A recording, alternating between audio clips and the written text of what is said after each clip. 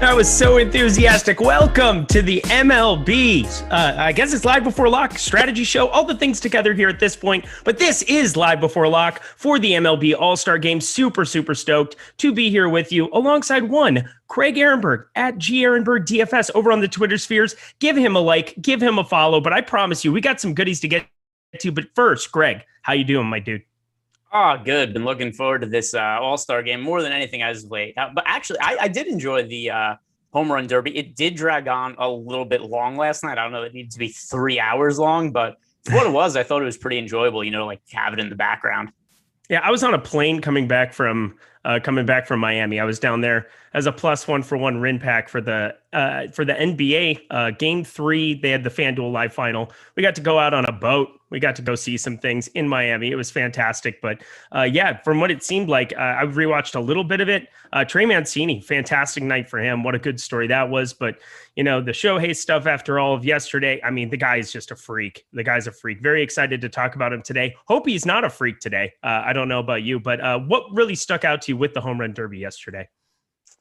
It was just kind of entertaining, right? The overall just theatrics of it. The Trey Mancini story was great. I personally enjoyed Juan Soto knocking out Shohei Ohtani in the first round. That was the only thing that I had bet on in the entire thing. It was just, everybody in the world wanted Ohtani, when depending what sports books you look at, he's like a -350 favorite, which, whatever, it's justifiable that he's favored to win a home run derby. But at the same time, all these things you have to consider it to be somewhat 50-50, and just one guy who's just, massively juiced because he's a public favorite. That seemed a little silly, but other than that, it was just kind of an enjoyable event. It wasn't something I wanted to build my entire night around, but it was my brother's birthday yesterday, and we were just hanging out with family and just had that in the background. Oh, very nice. Yeah, I think it's very underrated pitching in a home run derby. Like, I think we saw a little bit of that from what I did see. I mean, Pete Alonso has an ace up there on the mound, just giving him like beanballs right down the middle repeatedly. And then other guys kind of get it sporadic. It's hit and miss across the zone. But wow, it was a lot of fun as well. Not going to lie. It definitely, I watched a little bit of it here and there just on the plane, but I just zoned out. I was ready to get back to work. But as we get into it today, hit that like button, hit the subscribe button, hit the notification bell so you know when this and all the other content at Awesemo is going live. We are presented today by one No House Advantage. They are fantastic. We will get to them a little bit later in the show, but we have a lot to get to on this slate because I think that I love this MLB All-Star slate. I usually like these MLB All-Star slates more than the average bear. I just think that there is an edge to be had up and down looking at the lineups. But looking back on previous iterations of this All-Star game or through your research today, Greg, or what you're looking at here now, what are some of the overall slate thoughts and strategies you have going into tonight? Yeah, so starting with in the past, we've seen a couple of games where there's been, decent to big performances out of pitchers. And that's something I think could be less of something we see here today for a couple of reasons. Number one, we've had a bunch of lower scoring All-Star games over the last, 14 years or so. And this game's being played at Coors Field. So it has a run total of 11 runs, which is significantly higher than we usually see at Coors Field. And then, just also some of the other wonkiness we've seen with pitching reason. Like, I don't know what balls they're using today, because we know last night for the home run derby, they didn't use the humidor. They didn't use the regular balls they used during the regular season. I don't know if pitchers are going to be allowed to use substances on their fingers. Like, I think there's a whole lot of variables here that are a little hard to make of. And also the pitchers, I don't even know which pitchers are ultimately going to come into the game, right? You could roster a relief pitcher who doesn't even end up pitching. It's like safe to assume somebody like Garrett Cole. He just pitched the other day. He's probably not going to be pitching. But definitely, it just is an overarching strategy. I think it makes a lot more sense to focus on the hitters than the pitchers. Yeah, I definitely agree with you there, especially it's being played in Coors, which I think amplifies that fact a little bit more even than normal. We're seeing an 11 total for this game, much higher than in previous iterations of it. Going over 2018, what happened there, it was an 8-6 finish. You had extra innings going into the 10th. That changed things a lot because you saw, 1, 2, 3, 4, 5, 6, 7, 8, 9 total pitchers in that entire game. A little bit more because of that extra 10th inning as well from both sides of it. So 10 from the AL and 10 from the NL as well. So there you go, 20 total pitchers. It's so hard to figure out what to do with them. They are probably a little bit more reliable if you can figure out which ones are going to get in the games. There's definitely strikeouts to be had if you are in there, but you're never seeing more than 2 innings. It's just kind of a hard and fast rule that none of these guys, period. Max Scherzer in 2018 threw 2 innings. He was the most of the National League. You had 1.2. So you had 1 2/3 for Blake Snell. You had 2 for Charlie Morton there too. It's never going to be easy to identify it. And 1 home run goes a long, long ways in being able to catapult up these lineups, or to be able to catapult up the leaderboards. I don't know what I'm trying to say. Catalog something. Who cares? But that's definitely a great point here with the hitters. Is there something that you're looking at differences between DraftKings and FanDuel and how you're going to build? Because I mean, on DraftKings, we have to think about the pitchers. On FanDuel, at least, we don't. Yeah. By the way, something else, because somebody brought this up in the YouTube chat, and I was just checking because I didn't even pick up on this. So Omar Narvaez, DF in the YouTube chat, said Omar Narvaez is not in the player pool on DraftKings. He is on FanDuel, though. He wanted to know why. I don't know. I didn't set the player pool on DraftKings. But yes, they did apparently leave him out. I'm not sure what the reason is, but that's just something interesting I saw brought up in the YouTube chat. Well, I mean, if you want to get into this, I mean, this is probably going to be my hot take and my stand of the day. And it comes down to figuring out which positions there are lots of and players that can possibly come in for at-bats, and which players and positions there are very few of. Specifically, I'm looking at the American League. And correct me if I'm wrong, but I see 2 catchers. I see Mike Zunino as a backup, and I see the starter, Salvador Perez. By default, don't you think that means that both of them are almost guaranteed to get 2 at-bats, which is kind of a tough thing to guarantee at any position today, especially a backup like Zunino? I would assume so, right? I mean, how else? Right. How else would? Because we never see guys play the entire game in All-Star games. So unless, and you know, it's not like all of a sudden they're gonna be like, hey, you know who's catching for us today? Xander Bogaerts. You know, like there's nothing like that. So great to watch, though. I'm not gonna lie. Yeah, until he blows out both his knees, and then the Red Sox get hurt, and then Boston fans get upset on Twitter. But yeah, I mean, I would assume that that's a pretty reasonable take. I mean, I'm just trying to figure out anything else they could do if there's anybody we're missing. But yeah, I would think each of them have to split up the game 50-50. I would assume that you get probably 5 innings out of the starter, and then Zunino coming off the bench plays 4 innings. That just seems like a reasonable allocation. That's kind of my first thing that always pops into my head for these all-star games is figuring out positional. We talk about positional scarcity in basketball when we're building lineups and comparing it to the rest of the pool. I think for the all-star game, it's just positional scarcity of who there are a lot of on a team that can play a certain position. And a lot of infielders can kind of get moved around. Outfielders, there's just a plethora of them. So I think that they can kind of be thinned out a little bit. But if you just group it, if you're on DraftKings right now, and you order everybody up and down the lineup, I mean, you're seeing Simeon and Frazier, you know, over in the pool here. I'm just kind of going up and down this entire lineup. Make sure you click remove non-probables as you're looking at everybody, because I'm definitely going to be rostering a bunch of bench guys. I mean, we're just going to see that ownership suppressed. We do every single all-star game. I don't think today is going to be any different, but as I'm looking at this pool, you have Real Muto, you have Perez, and you have Zunino. You have 3 catchers total. You have Narvaez, who is on the one side. I think Real Muto still makes for a great play because I think it's the same kind of spot there. It's just that we can't roster Narvaez. But I think Mike Zunino at 4K, where you can play him as a 6K in the captain spot, I think it's the easiest way to get contrarian. You can really build just whoever you want and put whoever else you want into that lineup. But playing backups, a huge part of the process for this. Do you agree, Greg?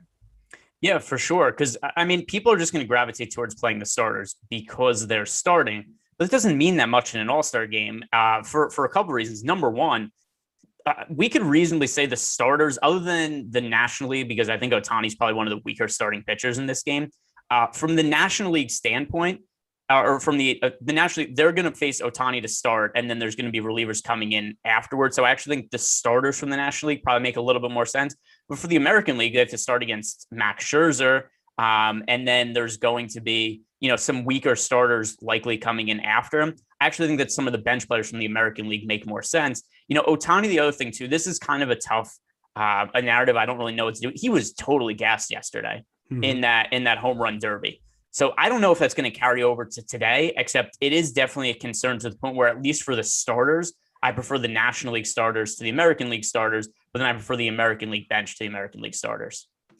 I'm going to flip our topics. I think we should just start by talking top hitters. We'll get into the pitchers here a little bit. I think Street Preacher brings up an interesting point in the chat. Preacher, who is rostering pitcher? What was that? It's Preacher, not Pritcher.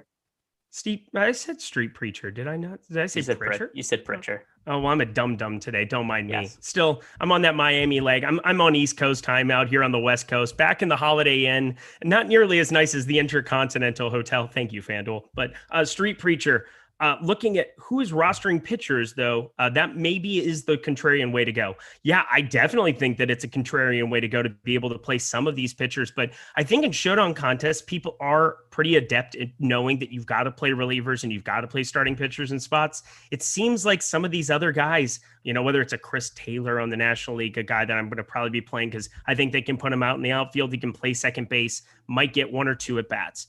You have guys like Justin Turner, as well, who's just a backup there who, looking at the other third base options, I don't know how much he's going to play considering you have Machado and you have, looking at the rest of the third base, like there's just a lot of variability because I think Arenado is probably going to get two.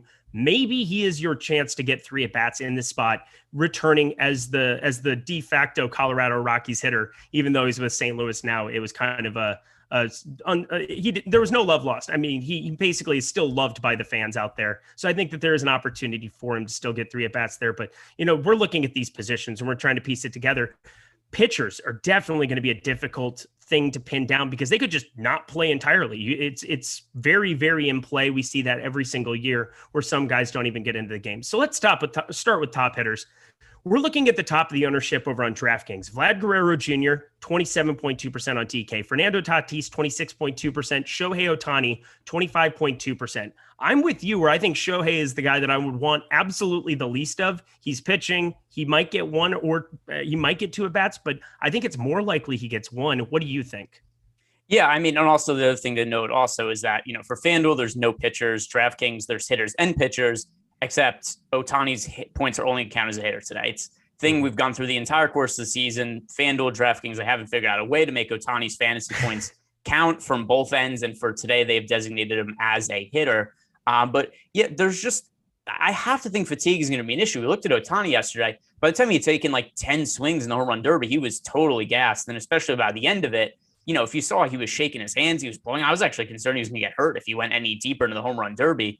But yeah, I think that fatigue is going to be an issue for Ohtani here. And I just don't know that in an all-star game, other than he is a main attraction, I just don't think this is a spot where they're going to be like, hey, let's just leave Ohtani out there to pitch a lot and hit a lot. I think it's fairly likely he pitches an inning, gets an at-bat, and comes out of the game. So given the price point on Ohtani and his, fairly high popularity, we have Ohtani as the third most rostered hitter overall right now on DraftKings. On FanDuel, Ohtani is projected as or actually maybe even higher than that because of the MVP. He's the highest MVP. Him and Tatis. So 23.2% Tatis in the MVP, 17.8% MVP for Shohei.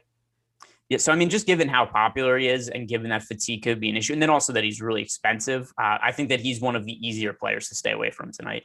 I'm right there with you. I think it's going to be very difficult for me to want to play him. If he burns me, he burns me. That's just kind of the way that it is with these all-star game slates. As I said, I just think getting to some catchers, getting to some of the guys that we're going to see guaranteed 2, maybe 3 at bats because there's nobody else who can play the position. If the lineup turns over, if there are runs scored, which again, with an 11 total, you would expect that to be the case. I just think that targeting guys like that as opposed to these super popular guys, of course, Vlad is somebody who could definitely go deep. I like him to probably be another guy to get 2 at bats at least. So I'm definitely going to have exposure there. Same with Tatis, but going around the rest of it, other than the 1 through 4 guys where, they're starting and there's definitely some security there, everybody else that I'm throwing into my pool, I'm just trying to find guys to get a little bit away from in that grouping. Shohei Ohtani at the top of the list. Next up, coming down a little bit further, Freddie Freeman, Devers, Bogarts, Simeon. Are you looking at maybe stacking up some of these guys from certain teams? Would you stack starters? Would you maybe even look at trying to stack some potential bench players as they kind of get slotted in, whether that's like a Zunino, and then who would be in the 8 spot looking at the starting Teoscar Hernandez. So you have an outfielder spot, maybe going like Zunino captain, and then like an 8-man there, or vice versa.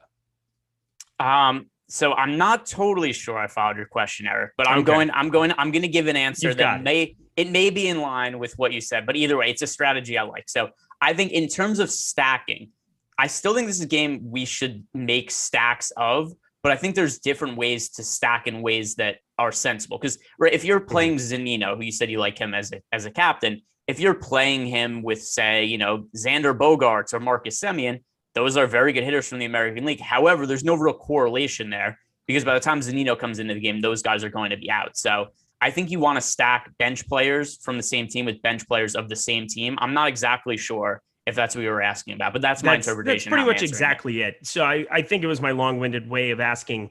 So we're looking at the top end. Everybody's going to probably find a way to stack, or just because they're going to be much, much higher owned, playing, whether that's going to the Freeman. If we're just looking at the lineup order of it, you've got Tatis going into Muncy to Freeman, and Max Muncy is a whole nother conundrum over on FanDuel where he's 4K and going to be batting second. If he gets 2 at bats, he definitely makes a strong play over there behind Tatis. But rather than just stacking up the main guys on the top end, I'm kind of looking at trying to project who might get slotted in. And I think the easiest way to do that is to play the catcher, to maybe stack it up that direction, because I think it's hard for them not to appear for multiple at bats. So I think that was you definitely answered that to the best of your ability. As I said, we're spitballing this. We don't talk about mini all-star games. This is not your general pull up the top pitchers tool, pull up the top stacks tool, make informed data decisions. We are making a lot of inferences. We are embracing the variance of this game, but we're trying to make logical conclusions. And another one of those logical conclusions can be for some of these batters, is there anybody that you really see having potential to get more than 2 at bats tonight? Yeah, I mean, I would assume that basically all of the starters, maybe other than Ohtani, get at least 2 at bats. I think that's most likely. I think the starters have the most secure playing time, because some of the bench guys, other than Zunino, just because there's only 2 catchers in the American League, it's hard to say with any kind of certainty which guys are coming in off the bench. Like we even saw right here, A+ asked, is Hader pitching tonight? Who's to say which relief pitchers are coming in or not? And the same goes for bench players. There could be some guys that get in. There could be some guys that don't get in. There could be some guys off the bench get multiple plate appearances. There could be guys off the bench who only get 1. But in terms of volume of at bats, I think it's more likely to say that these starters are going to get multiple at bats, and then kind of anything goes with guys off the bench. Yeah, we saw in 2019, going back through optimal lineups, there is Shane Bieber, who had 1 inning pitched, 3 strikeouts. He struck out the entire side in his spot. He ended up being the optimal captain, but I mean, that's still not even worth a home run at this point. So I think looking to these bombers being able to stack, piecing it together as well, another solid way to be going on this slate. And finding those guys, as you said, it's most secure 1 through 5 to find those 2 at bats. But looking at guys to get 3 at bats, I mean, I've circled Vladimir Guerrero Jr. and Nolan Arenado. I think Nolan Arenado, above and away, is the guy I think is most likely to get 3 at bats. I'm not sure if that's going to be expressed as much in the ownership. I'm going through DraftKings right now. Nolan Arenado right now, 21.7%. I'd rather be to the moon on him as opposed to Ohtani or somebody else here in that range. Is there now on the back half of these lineups, is there anybody that really sticks out to you as somebody that you might be prioritizing? I think on the strategy show earlier today, I don't know if it was in jest because he's an Orioles fan or not, but Adam Scherer was very high on one Cedric Mullins in the 9 hole. I find it tough to think that some of those guys are going to get to 2 at bats, that they're going to play possibly 3, maybe 4 innings total in the back half of the lineups. What do you think about them? I still think that they're fairly likely to get to 2 at bats. So let's pull up the All-Star game box score from last year and see what kind of innings everybody played. So there wasn't one last year. So you had 2019, you had 2018. Yep. Yeah, 2019. Mm-hmm. I did the same thing yesterday when I was watching the home run derby with my brother, and I said that my dad asked who won last year. It was my brother's birthday. I said Pete Alonso won last year. My brother goes, no, there was none last year. It's like, come on, we know what we mean here. So all right, let's see. Where's the looking up the box score for this game? Do you have it in front of you? Yeah, I do. So 2019, I'm looking through. You had George Springer, Lindor. You had everybody. So the starters who did not get 2 at bats, you had James McCann, did not get 2. You had Michael Brantley, who only got 1. And then on the back half, let's see, in the 9 hole. So that's just for the AL. So those 2 only had 1 at bat. And then everybody except for, everybody had 2 at bats for starters from the NL. So it became Chris Bryant, Jeff McNeil, and such. So it was a 3-4 game. It moved pretty quickly. You had, let's see, all of the runs. So 7th and 8th inning, you had 2 runs each there. So it ended up being some of those back half of the lineup guys that were reserves that ended up winning you that slate. And in 2018, though, as I'm going through this, there are a number of spots where these AL and NL teams ended up removing everybody. Javier Baez got 3 at bats. He was the one guy he led off for the Cubs. I'm not sure. It definitely, I don't think it was in Wrigley in 2018, but Javier Baez got 3 at bats in that spot. Pinch hit for Scooter Gennett. That's a name that I haven't seen forever. Good Lord. And then Joey Votto as well got 3 at bats in that spot, and he would have been in the 5 holes. So that's interesting. They ended up pulling a lot of other guys out a lot earlier there. Charlie Blackmon got 3 at bats, Lorenzo Cain, but those are in extras. So that game went to the 10th inning. And there are multiple at bats that they got because they were reserves. So if this game goes into extras, I mean, what a benefit to be having the reserves in this spot.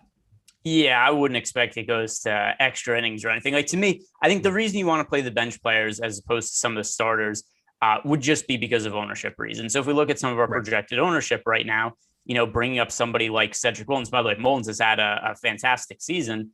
He only has 14% ownership. Compare that to the guys who are near the top of the lineup. Those guys have ownership closer to 25%. And, batting order, I don't think is going to be, all that massive of something to consider in this particular game. And somebody had brought it up in the YouTube chat. And I just wanted to agree with him. Let's see. I keep losing some of the comments that I want. Okay, you're right. It was your guy, street pitcher. He had said, my thinking is who is batting at what position and how well they do doesn't really matter all that much in All-Star game. Yeah, I agree. I think that where people are batting in the order is not massively important, especially now because we just looked up what Eric brought there, that basically all the starters got 2 plate appearances last year, so 2 years ago, last All-Star game. Mm-hmm. So with that in mind, I don't think that where guys are in the order is going to play, massive role. Yeah, I'm starting to believe that now too. It was something I thought, maybe it was an inference from beforehand. I still think that they have more potential to get pulled if they're guys on the back half of the lineup. But considering Cedric Mullins' outfield, there aren't a ton of outfielders on the back half of this going through it on the AL. Well, there's enough on the AL side where that could get interesting, where he might only get the 1 at bat. But most of those guys I do think are going to be getting to as I'm going through this for sure. Looking at some of the reserves, though, are there any reserves for me? I brought up Zunino as a guy that I feel very secure because there's only one other catcher. I think that that's logical. I think the ownership should be way, way higher on him as a result than what it is. I'm making a big stand there. Is there anybody else looking through some of these hitters and these positions that you were like, you know what? I think he could be out there because he can either play multiple positions or because he's a guy that there's only a limited number of players who can play that position there. I'm not all that concerned about guys, like what positions they play, just because, I think when guys enter the game, I think whether somebody could play second base, shortstop, third base, or somebody's just an outfielder, or somebody's just a first baseman, other than the catcher instance that you mentioned before, both teams only have 2 catchers. There's not going to be a situation where somebody's putting their second baseman at catcher. But other than that, I think that the playing time is going to, kind of be shared around like a 6th grade rec league. So I'm not all that concerned with what positions guys play. For bench players, though, I'm mostly looking for power upside. I don't think guys are going to be going crazy trying to steal bases or anything like that. I don't think that guys are going to be trying to take, getting too aggressive on the base pass and risking injury by trying to take extra bases. So that's why I'm looking at more guys, like Matt Olson off the bench, Jared Walsh as a good punt play off the bench. He's only projected for 5% ownership. Same goes for somebody like Joey Gallo, just because these are guys off the bench that it would not be shocking if any of these guys came in and hit a home run, all guys with power upside. So I prefer those types of guys to say somebody like an Ozzy Albies off the bench, who's fairly expensive, that doesn't quite have some of the same power upside. Eric Johnson said Ohtani can catch, right? Yeah, I would love that. Probably. Let's further break him down. Do you have any Vlad futures out there? You're the futures guy. I don't feel, I mean, there's still odds value on them and I could cash them out for a profit. But at least on sites that allow cash outs on baseball futures, because a lot of sites don't allow cash outs for baseball futures like do for other ones. But I don't feel great about him winning at this point, just because I had maintained for a lot of the year that just Vlad had been a better hitter than Ohtani, and he had been for a while. And I thought Ohtani's pitching was going to regress. And a couple things have happened. Number one, Ohtani's pitching has regressed, but he's hitting at such a ridiculous like he might hit 70 homers this year. So, I mean, the kind of outburst that Ohtani's had at the plate is just, so unparalleled. And, remains to be seen how that carries over to the second half of the season. But I think that he's rightly a pretty prohibitive favorite to win the MVP at this point. Look at you. I love, one of my favorite things about you, just saying, is that you aren't very biased. So you kind of tell it like it is. So that's a good kind of way of looking at it. But yeah, I mean, Ohtani's the MVP right now, and I don't think it's close, but it could easily switch if you have a couple bad pitching outings and people skew that way. And I mean, Vlad can just get hot at any moment here, and he's playing baseball in Buffalo for the foreseeable future. Definitely an upgrade in ballpark for him for the rest of this entire year. Anything else? One thing on that note before we go on, because Ohtani, I still think Ohtani is going to be a very good pitcher going forward, overall. However, I do think there's a chance that he struggles down the stretch of the season as a pitcher.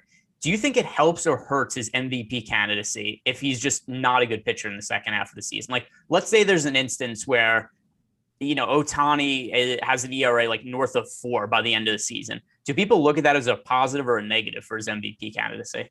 Well, wouldn't that make him like a flat, like middle of the road pitcher in MLB? Like if he had just like a flat 4 ERA, he would basically, if he had wins above replacements whatsoever as a starting pitcher, like if he was somebody that was like a net positive as a pitcher in any regard, his hitting stats have to just carry the entire torch, because it's ridiculous that you could get that kind of output from a guy on both sides of it. So I think as long as he's as long as he's not getting annihilated when he goes out, as long as he doesn't have many more starts where he walks a bunch of dudes and gets knocked out in the first, like he had against the Yankees a couple of weeks back, I feel like it's just kind of like a no-brainer decision for it to be Ohtani.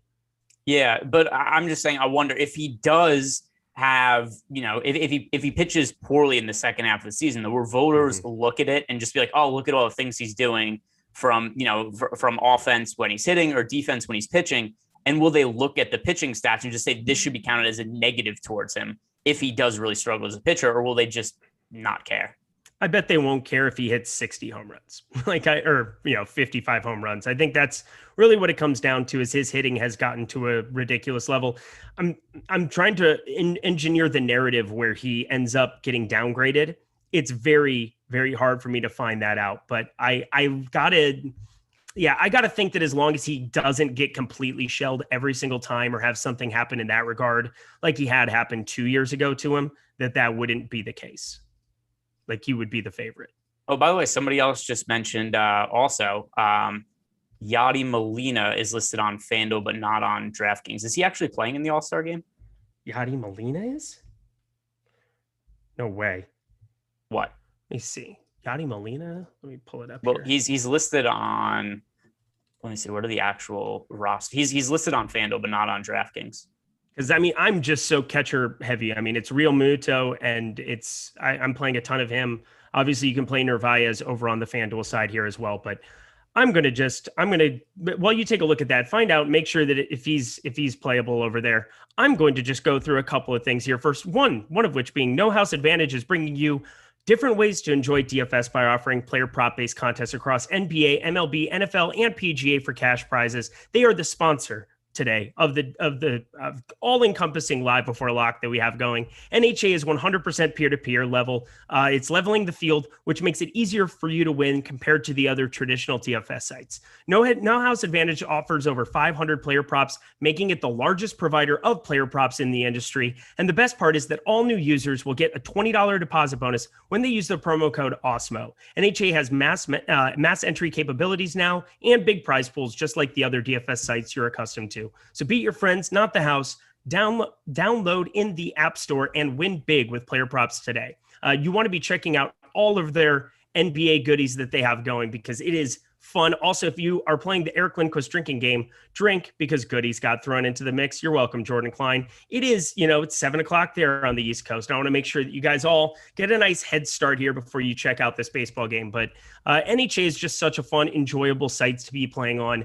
Make sure you are taking advantage of that promo code. That is how you sustain winning long-term in this industry. And also, we've got great tools, Awesemo Plus tools and content for nearly every DFS sport out there with a weekly pass, $29.95 right now. That includes full access to our premium content and tools on Awesemo.com, including player projections, ownership projections, our premium Slack channel, lineup builder, and much more. And if you're a user of Awesemo Plus Platinum, then you can take advantage of the promo code, which is MLB Live Before Lock. All caps, one word. That's MLB Live Before Lock for 25% off your first week of Awesemo Plus Platinum. And of course, if you're looking to play only MLB DFS, you can sign up with our weekly package for $15.95. Stop guessing, start winning. Join Awesemo Plus today, and be sure to check out our free projections that we have for NHA for the NBA Finals. That is good stuff. Anything that you found with Yadier Molina in the meantime? He's resting. He's not playing today. That's what I figured. I did not see him unless I just overlooked him. Otherwise, I was going to need to add him to my pool and lower all the JT Real Muto that I had. But looking at the pitchers, we got to go through at least some of these pitchers. As I said, Shane Bieber 2 years ago went through, and we have so many variables that exist in the pitching. It's the spin. It's, can they pitch with honey on their hand today? Or is that going to be frowned upon? Can we go into Coors Field and feel even remotely confident that these guys can pick up Ks that can make them somewhat meaningful going up against guys who are getting 2-3 at bats when we know runs are going to be scored more than likely in this spot? Are there any pitchers that, besides just these starters, that you are gravitating to? No, just because I don't have a lot of confidence in who's coming in. And then on top of that, it's a game at Coors Field. Just think about a normal slate. How often are we rostering pitchers at Coors Field?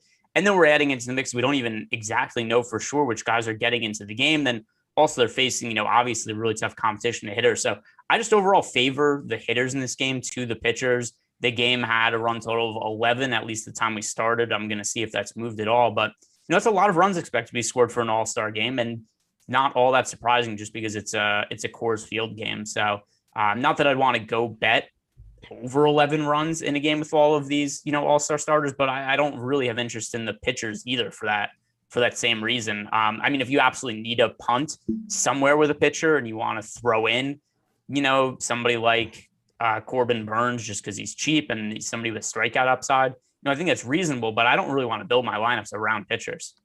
Neither do I. It just doesn't even sound fun. And for something that's high variance and putting it together, if there's going to be runs, I'm going to go down with the ship, trying to isolate out home runs, trying to put stacks together. I just also think there's not much upside for them to get beyond 6 for most of these guys. It would take them striking out to 2.75 on both of those. That's 5.5 with the 2 outs. 0.75, you're looking at 7 kind of being like the absolute ceiling for most of these guys coming into the game. And if you're getting 2 at bats, if you're able to isolate out a home run, it's somewhere valuable to get the 2% or 3% homer from a bench guy than what it is to try to get 4 or 5 out of a pitcher. Yeah. And then the other thing too is even if you look at the historical results from some of the all-star games, or if you're just looking at previous contests, also, don't forget, there used to be a point in time where relief pitchers got more fantasy points than normal starting pitchers did. Mm-hmm. So that also skews kind of some of the results a little bit. But yeah, to me, I just think that especially because this game is being played at Coors Field, I just don't really have interest in the pitchers. Is there any one pitch you look at and you're like, oh, I need to roster this guy? Also to consider we know the starting pitchers are going to pitch, but Ohtani isn't even available to get starting pitching points. So Aroldis Chapman or somebody that can possibly pick up the win is kind of the other part of it too, or a save or a win. Saves don't exist now in the showdown format as they used to, but even one of the guys who could appear at the end of the game, if somebody works one or two innings in the eighth or ninth inning, I think they're the most likely to be in line for a win. And if you can somehow like have that fall into your lap with 2Ks, then you're looking at, a possibility of getting 11 or 12 out of a pitcher at extremely low ownership. But am I trying to find like Hendricks or Chapman or one of these closers to really be the guys who are going to go out and get a win? I don't know if I can take those kind of guesses as opposed to like the guys who are going to be batting, who could at least even get me 5 or 6. And I feel pretty confident that, taking more shots on those guys in a lot more lineups rather than trying to go to the pitchers feels a little bit safer. How about you? Just because you mentioned his name, but how did Chapman even make the All-Star game? Like, he's been terrible this year. He's barely pitching above replacement level. Chapman for the year is a 4.55 ERA, a 4.13 expected ERA, 4.18 FIP. If you look at some of his underlying numbers, his strikeout rate this year is 39.7%. That's fine. Still a little bit down from his career norms, but 16.8% walk rate. So he's walking everybody this year. I'm legitimately confused how he made the All-Star. He's been a barely above replacement level pitcher, and he's in the All-Star game. Oh, but he throws at 101 miles per hour, Greg. Not anymore, he doesn't. Yeah, name recognition. That's really what it comes down to. It's name recognition. Did he get voted in? He had to have been voted in, right? No, the fans don't vote for pitchers. Oh, they don't vote for the pit. Well, then there you go. It's absolute garbage that he is in this All-Star game, especially when you click on one Josh Hader and you compare the stats on that. 1.49 ERA for Hader, 0.8 whip. The guy just, he's just so stupid good. It's ridiculous how efficient he can be on a mound. But I can't really think of a pitcher that I want to get to on this slate whatsoever. I really don't want to play a single one. And I understand that, if you play some of the starters, whether that's Garrett Cole or playing Zach Wheeler, I would say is another guy that I think you could probably put into lineups. Maybe hope that they get 2 quick Ks, maybe work 1.2, two total innings, 1 2/3. It's in play that it could happen. More so likely, I think, for a starter than it is for a relief pitcher, who they would be so upset if they pitched more than an inning. Imagine Aroldis Chapman going back to New York pitching more than an inning in this game. That would be kind of insane how mold on that person would be, like whoever's managing the game. Yeah, and I'm also scrolling through the YouTube chat and bringing up something that Brad Levine asked, and I think that we could talk about this too. He's asking who I think is going to win the game. And by the way, we do have, if you go to Awesemo.com, we have a power rankings and sports betting model, which is just like, hey, based on the numbers we have on the site, these are the projected odds we have for each team to win and whatnot. We have the American League currently winning this game 53% of the time, the National League winning 47%. So toss-up game, probably not all that surprising considering that it is an all-star game, and it's going to be 50-50 more often than not. But I'm not betting either side of the game, and it's not something I would recommend doing either. But if you feel like you absolutely have to bet on the all-star game, at least go with the American League because they're a slight underdog, and we have them with slightly better odds of winning, and currently up to a 2.7% ROI on projected ROI on betting the American League. Well, that's pretty nifty. I might have to fire that in, I would suppose. I mean, looking at the NL pitchers, yeah, there's no, I'd say it's pretty even. It is extremely even in this spot. So I'll take the plus or the little bit of a discount. I'm seeing -105 on Odd Chopper in a lot of the spots here. So I think that is going to be the side that you would want to be going to more often than not. Just take the little less juice and go that direction. Let's go to, I'm just trying to think of like where I want to take this to as I'm building my own lineups, getting everything in. We're still 21 minutes here from lock. I'm throwing in the rest of my FanDuel stuff. I enjoy playing over there today because you don't have to deal with pitching whatsoever.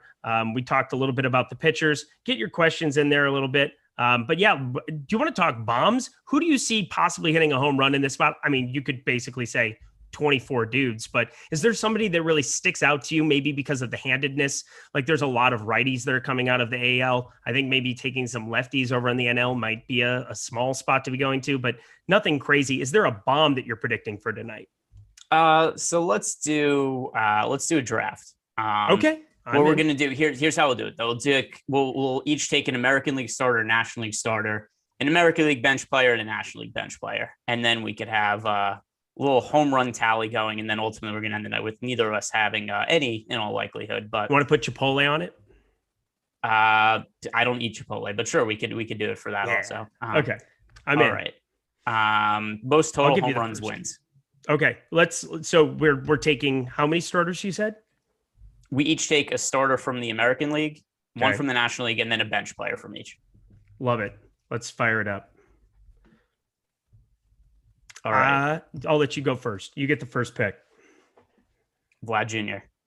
That is the right pick, and I will take Tatis. All right, you get 2 picks now. We'll go snake draft. Love it. My AL starter will be. God, I should have taken Arenado. Now I've already got regret in my heart and in my soul here because no, actually, I think Tatis more likely to possibly. It doesn't matter either way. I'll go Xander Bogaerts for the AL. Yeah, and by the way, somebody got Brett Skinner's asking, how does one not eat Chipotle? It's easy. I don't eat it. The other thing, I just don't. The other thing too is like if you go to Costco, you get much better quality of meat, and you get a lot of it for basically the same price as like one burrito at Chipotle. Like you could go for like $12. You get like a week's worth of meat at Costco, and it's much better quality than Chipotle. So you're underestimating how much I need guacamole that I don't have to make myself. Like I just need somebody to make my guacamole for me.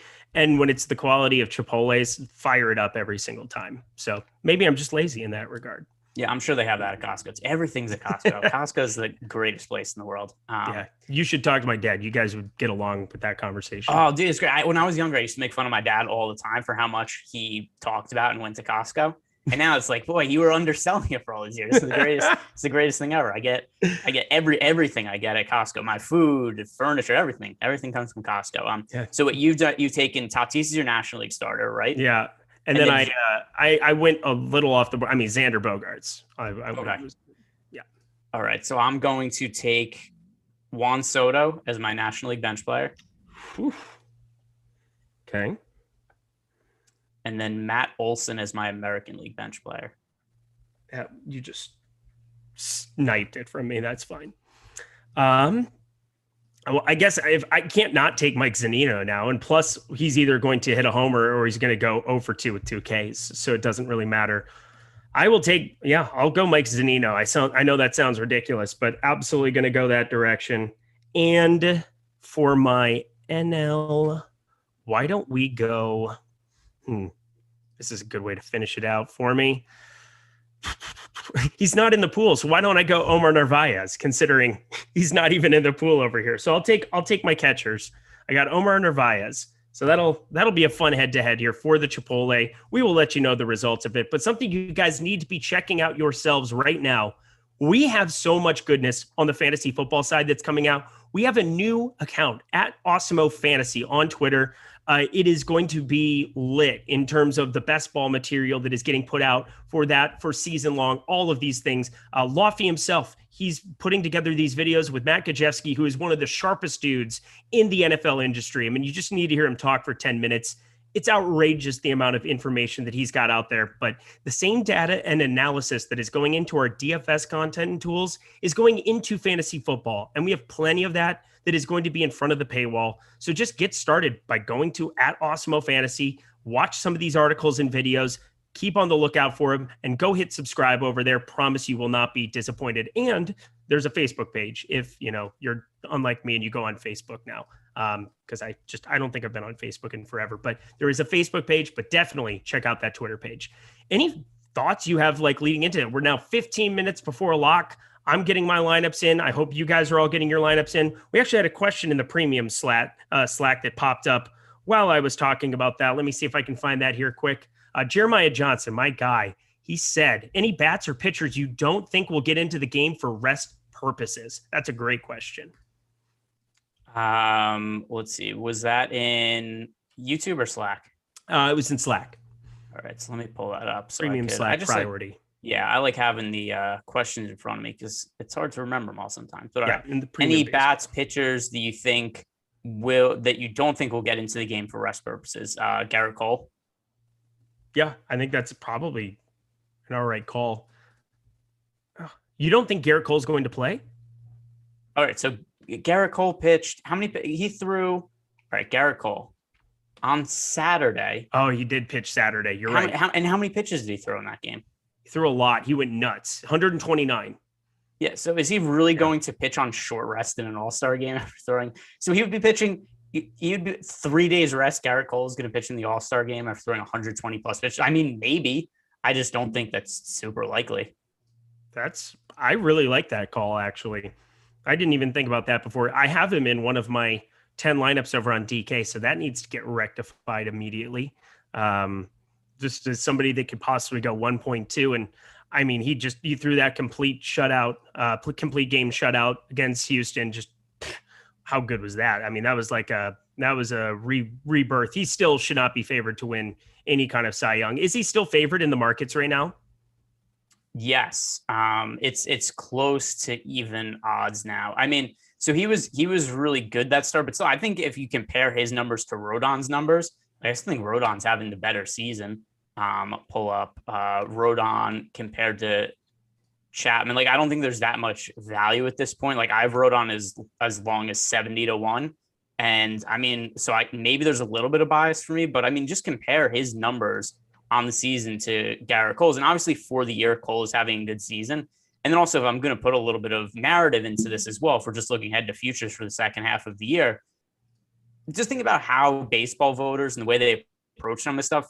I think it's possible some guys would not vote for Garrett Cole just because they know that he's been using substances on his fingers. Like, think about the amount of guys that won't vote for people who use steroids, even though everybody used steroids at the time, just because there's individual guys, be it Barry Bonds, Sammy Sosa, who they know for sure use steroids. But yeah, so I mean, for the season, Garrett Cole is a 2.68 ERA, 2.75 expected ERA, 2.9 FIP. Compare that to Carlos Rodon, who was a 2.31 ERA, 2.46 expected ERA, 2.35 FIP. Cole's thrown more innings, but overall, I think Rodon's been the better pitcher. I agree with you. Garrett Cole, it was shocking to me that he was still favored for well into the last month here. Even though things were declining, things were very, very obvious that they were about to fall off the map for him. Just the way that he talked about it, it seemed like he was just alarmed.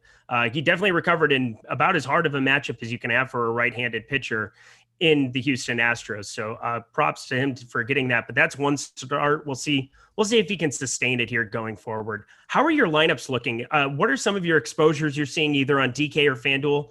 Is there anything that's really sticking out to you so far? No. I mean, it's an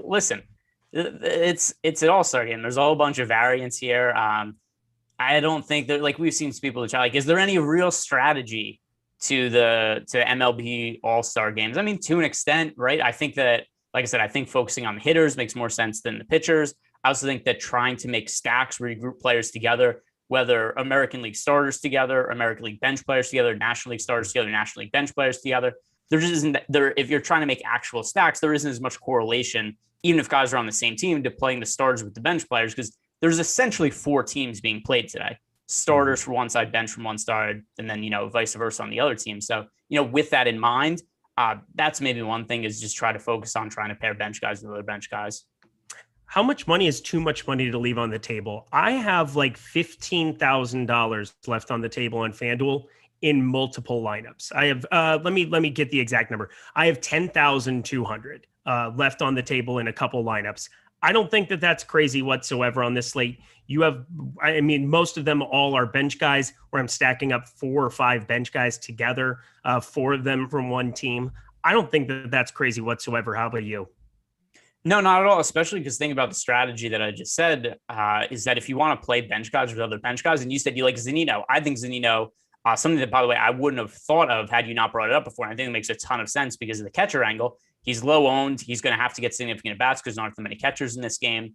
And he's also very cheap. So there isn't really a way to roster Zunino with other bench guys for correlation where you're not going to be leaving a bunch of salary on the table. So Yeah, I mean, it's for showdown contests in particular, it always, there's never an issue with leaving salary on the table. And then for this, especially just the way that the roster shake up, it is leaving salary on the table is totally acceptable.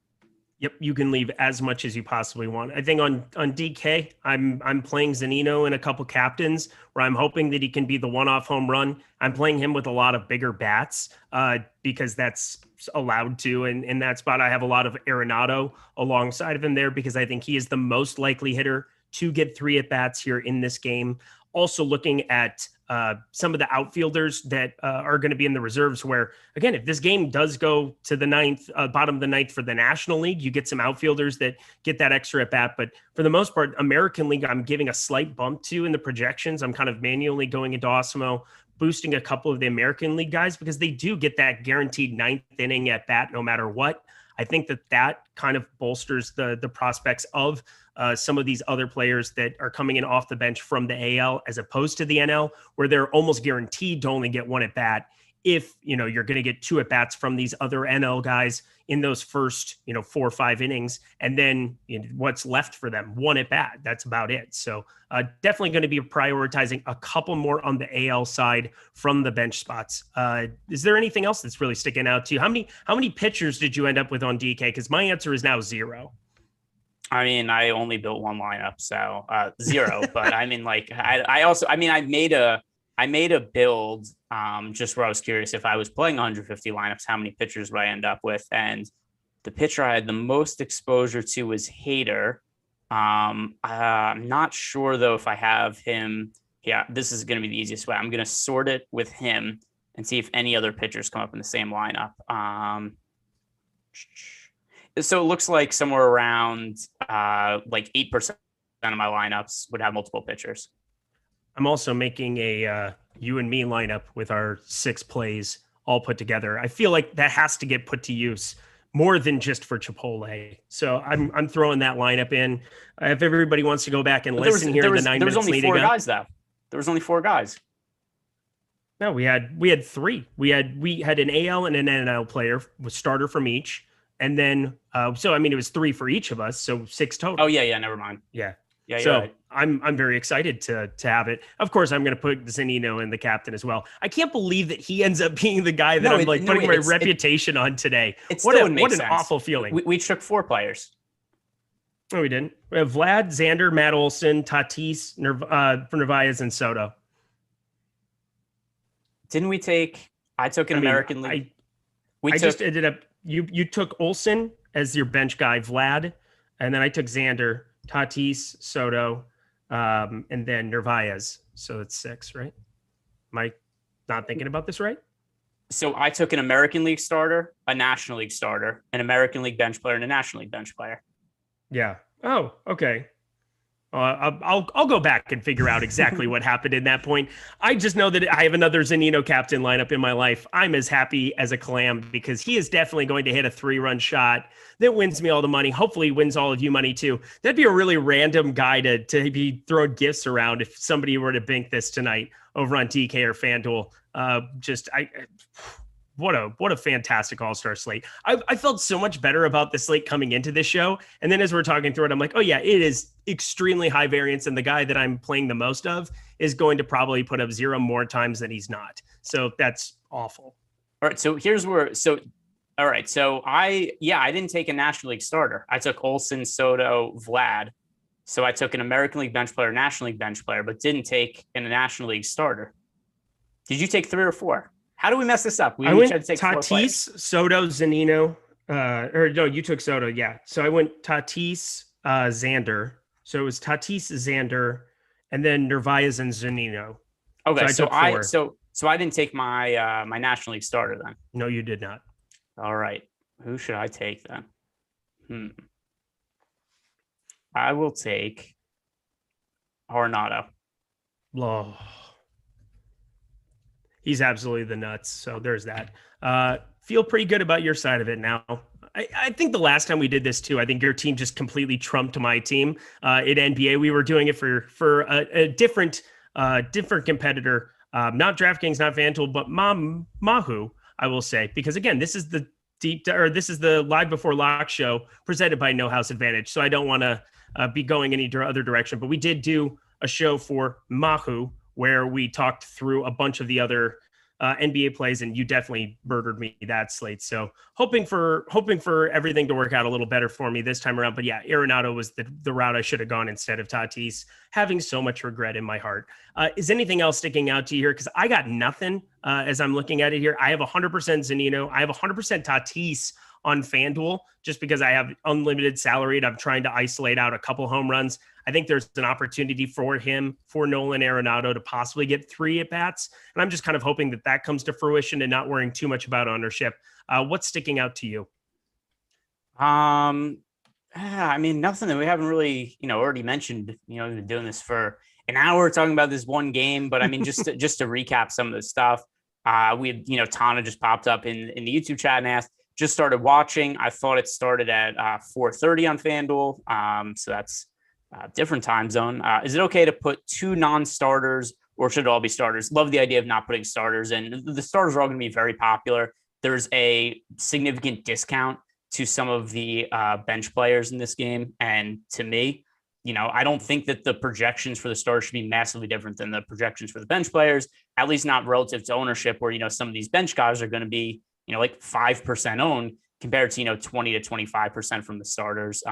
But here's a good question. So A+ asked, who's favorite captain play? For me, it is Nolan Arenado tonight. Eric, who is your favorite captain? Mike Zunino. 4K. I'm just hoping that there's multiple home runs. It's also a guy that I think I'm either getting a home run or I'm getting a 0. And if I'm going to attack this slate in the most high variance way possible, I'm able to play Zunino with Tatis, with Arenado, with all the most likely, I believe, home run candidates, guys who can get 2 or 3 at bats. And it allows me to play them all together in the same lineup. I just think that adds a lot of home run upside to the entire thing by putting him up there, being able to play all of the guys 1 through 3 and being able to jam them together who are the starters. And then I can find other guys to stack around him that are possible bench players in that 6 and 8 hole that could be around when he goes in for Perez. So that's kind of my narrative of how I'm building it. I just feel much more confident that the catcher is something that I can predict where they have to be out there. And there's only 2 of them. So I don't know how you can really go wrong playing Sal Perez, who I have quite a bit of over on FanDuel as well, alongside Mike Zunino, because it's 2 guaranteed at bats in the same spot. And yeah, they won't correlate with anybody else. They don't correlate with they don't correlate with each other. But I do love getting to that spot because it's just going to be so lower owned relative to the opportunity I know he has to at least play 2 or have 2 plate appearances. Yeah, I mean, I think that's totally reasonable. It's also a thing where, because we also had a lot of people ask, which pitchers are pitching today? What are the rotations going to be? Your guess is really as good as mine, other than saying that I feel fairly good about saying that Garrett Cole isn't going to get into the game. It's pretty hard to know for sure which pitchers are going to be getting in. And then also when they come into the game, ideally, I think that for me, the reason I like Josh Hader the most of any pitcher is, number 1, he's really good. Number 2, also, he's going to be coming into the game later, which means he's not going to have to face the starters. He's going to be facing some of the bench guys who are weaker hitters. So that's something that would lead me towards, Hader as being my favorite pitching option. And it won't affect their start. He'll be able to pitch on Friday or Saturday right off the bat, and Milwaukee won't be like, I can't believe you put him out there for X and X amount of time, as opposed to Corbin Burns, who I believe it was Eric Johnson just said Burns is my optimal captain. I think Burns probably pitches. I bet he pitches an inning possibly, but I don't think he's going out there chucking with velocity if he knows he's going to be starting on Friday or Saturday. That's not going to be something Milwaukee wants out of them. So I always get a little bit trepidatious with some of the starters or guys that we know are going to be probably pitching on Friday, Saturday for their respective teams coming off of the All-Star break. I'm more inclined to go the Hader route, go the Aroldis Chapman route, guys that I think will be coming into the game later and can pick up that win. So I think you're dead on with that analysis. But we are 1 minute here before lock. We might as well wrap this all up. You guys are all getting your lineups in anyway. You don't need us as much. But Greg, any final words for the people as we get out of here? No, when in doubt, flip a coin. And that's what I feel like a lot of this slate comes down to. If you're unsure between 2 players, flip a coin. And that's probably the best way to settle the debate. Yeah, we're just kind of letting the timer click down here.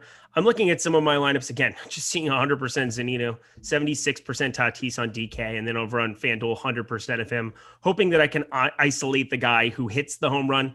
And again, if they don't, I'm happy to not be spreading myself super, super thin on this slate. If I were making 150 lineups, I think that that's definitely a spot where I might not be going there. But I feel good about my one small edge being playing the catchers. I feel good about trying to find these top order guys, trying to hope that they end up being the guys who hit the home runs, as opposed to dealing with a lot of the back order stuff or other spots, because I have so low ownership plays that I'm taking in my captain spots on DK. But that is now 4:30. That is the closing bell. We have no other shows today, obviously, but tomorrow we're kind of back to business as usual. We've got the Contenders coming out in the morning with Josh. We've got the NBA strategy show with Lofty and Josh.